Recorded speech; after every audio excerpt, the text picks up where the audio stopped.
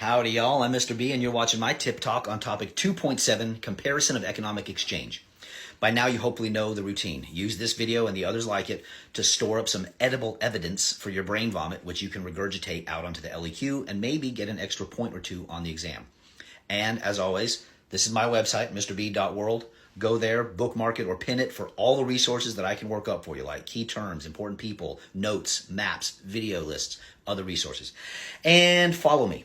You know the routine on that. So this topic is pretty easy. You need to be able to compare the different forms of economic exchange and keep our question in mind: how did the exchange of goods and ideas impact the development of states? So this isn't too hard, right? Land, water, desert. So real quick, the Silk Road trade connected China with Central Asia, Persia, and Europe. These are overland trade routes that facilitated exchange of goods like silk, tea, porcelain. Then we have the Indian Ocean Trade Network that connected East Africa, Arabia, India, Southeast Asia, and China. And this network was a mixture of overland and maritime, ocean-based, trade routes that facilitated the exchange of stuff like spices, textiles, precious metals. The Mediterranean Trade Network was part of all this, but it's not special enough to get its own streaming service or whatever, topic 2.4a.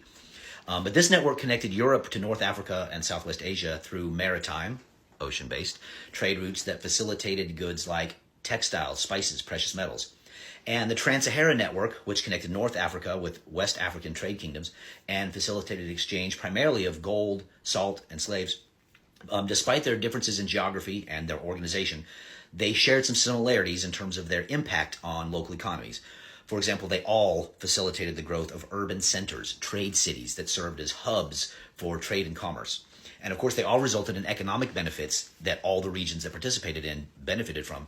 And this impacts the states by providing almost limitless wealth and economic growth.